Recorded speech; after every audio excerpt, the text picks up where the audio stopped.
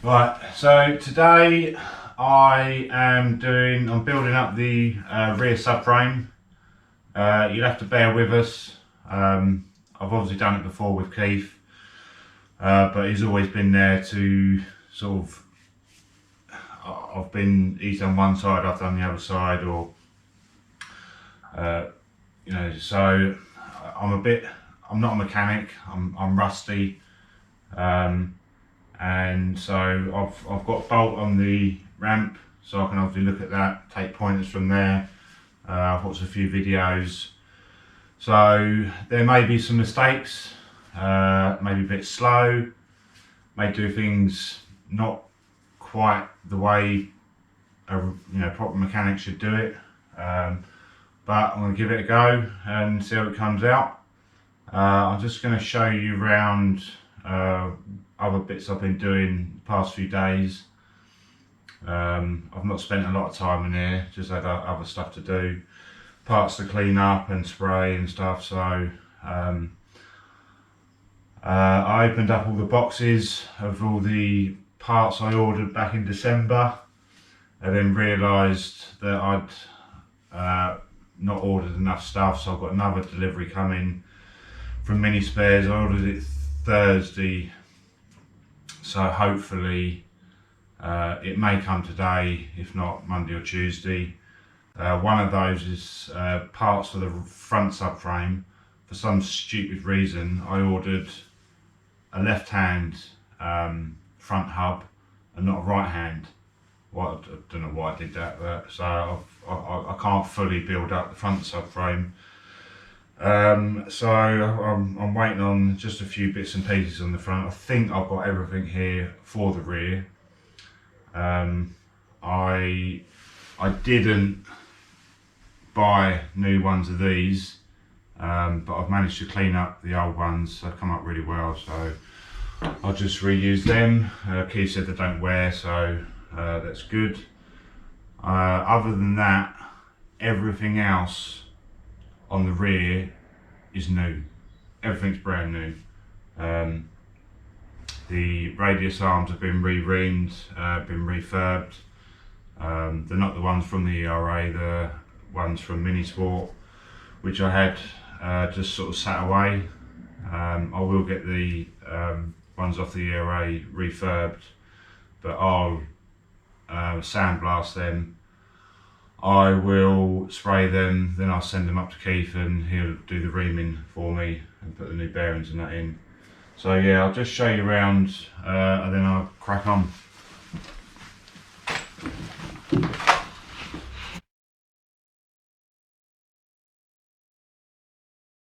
Right, so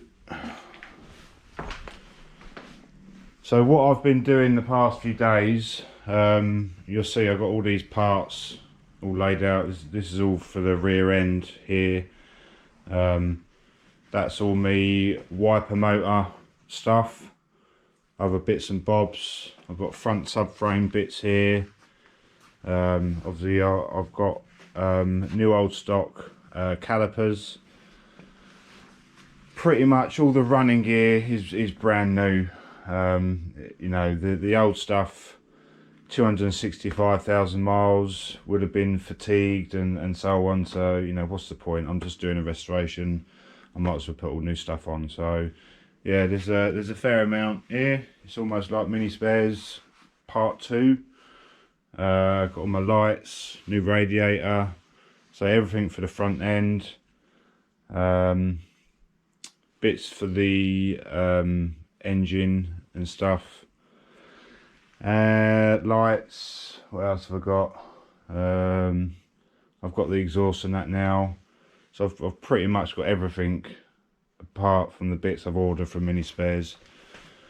So that's all that. And so the past couple of days I've just been cleaning some stuff up. So that's the rear, that's the fuel pump. That bracket and these brackets were all rusty to hell, so I stripped them all back, sandblasted them and coated them up 3 coats of Hammerite Black Smooth. Come up really nice. So new fuel pump, new rubber. I've had to reuse the hoses or the fuel pipes because I haven't got either of these, and I can't find them. So that's that.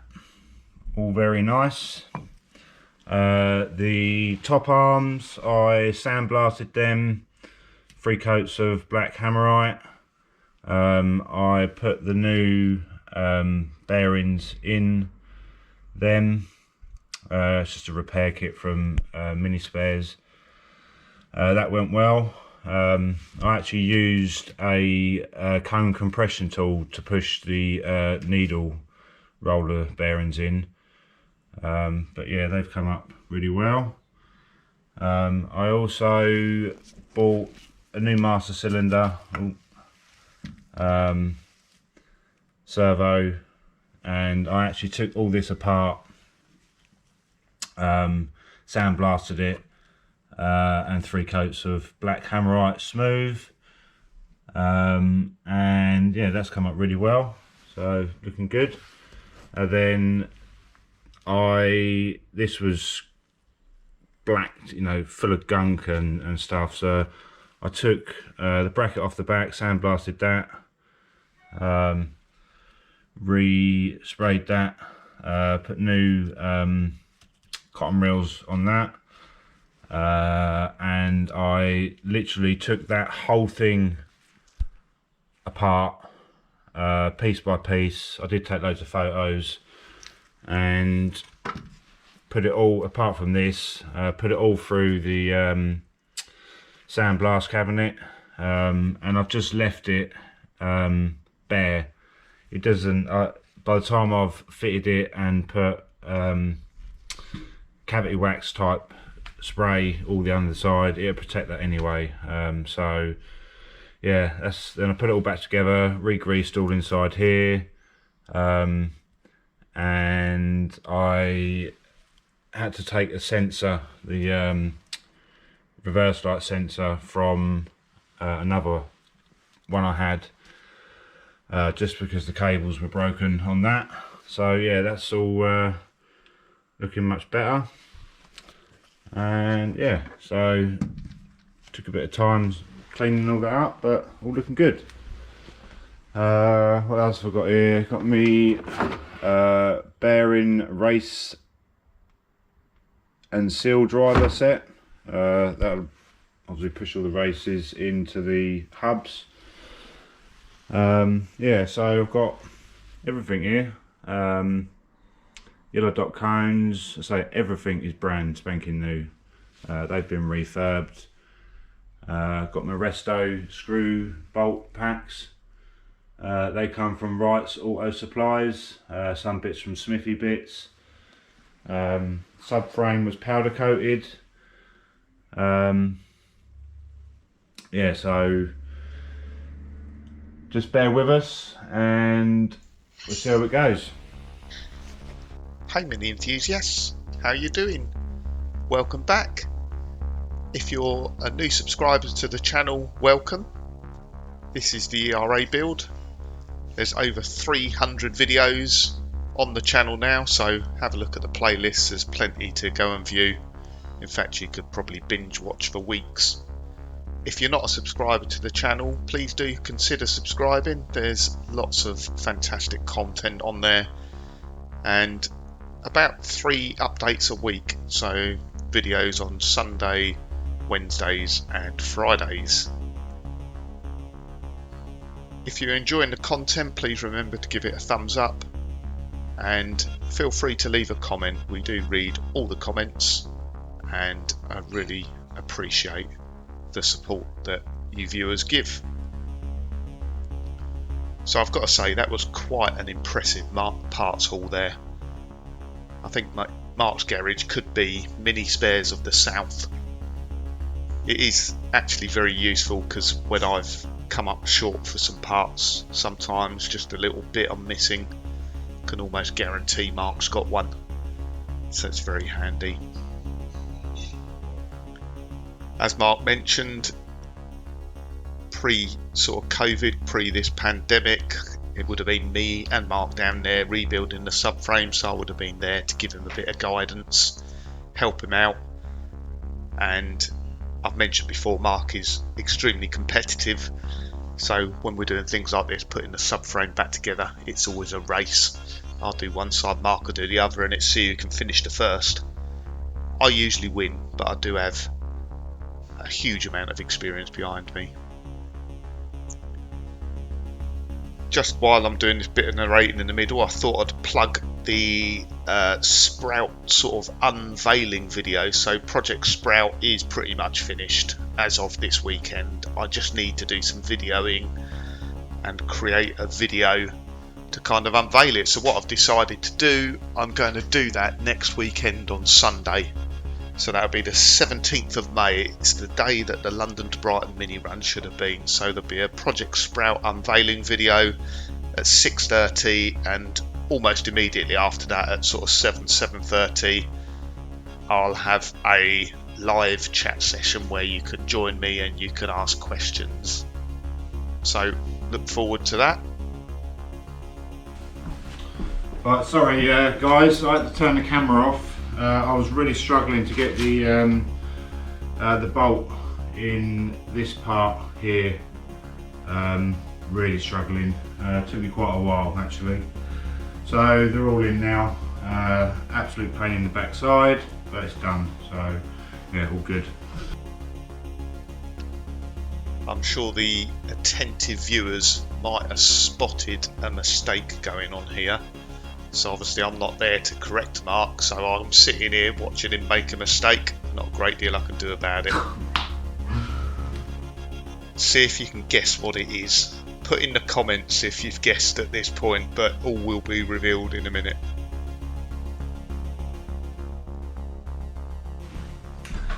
Right, so yeah, more issues. Schoolboy error. I put the radius arms on before I put these pins and the subframe mounts on. So it took me a bit longer to get them on. I did manage to do it without taking these back off again. You learn, every day's a school day, I suppose. I've mentioned this before on previous videos, so sorry if you've heard this before, but there's always new subscribers, new viewers, really just to give you some sort of idea. So I guess Mark has only been into classic minis for, it's probably 6 years now, but it's only 5-6 years, and a couple of years ago I'd never really done any work on a mini. So obviously got back into them after having one when he was much younger. Bought some to add to his collection and used to get the work done in garages, but he kind of wanted to do the work himself, the satisfaction of knowing you've done it yourself, and obviously you know it's done to a good standard. So he's literally only started working on minis a couple of years ago, and since then he's on his 3rd restoration, so he's doing very well. Top tip by Keith.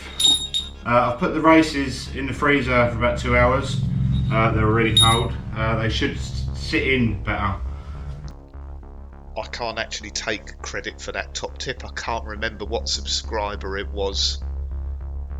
I think it was One Chish. I'm sorry if I'm wrong. I'm sorry if it was someone else, but he mentioned about putting the bearing races in the freezer, which makes absolute sense. I've never done it before, but the bearing races, they're an interference fit, which means the actual race is bigger than the hub it's going into. So you have to hammer them in. You have to hammer them in or press them in. Press, if you've got a press, is a much better way of doing it, but not everyone has a press to hand. You can use a vise to act as like a press, or you can use like a bearing driver and tap them in. But yeah, basically the bearing race is bigger than the hub, so it's an interference fit, so you've got to force it in. So what you can do, there's a couple of ways of doing it. You can heat up the hub, the metal expands, and that makes the bearing go in easier, although heating metals can be frowned upon, especially if it's to do with suspension or something like that. You don't have to get it mega hot, to be honest. Or you can cool the bearing race down by freezing it, basically, or you could do both. You could freeze the bearing race and heat the hub, and I'm sure it'll go very easily then, but certainly just freezing the races makes it a lot easier. Sorry, I had to cut and flare the brake pipes, so here we go.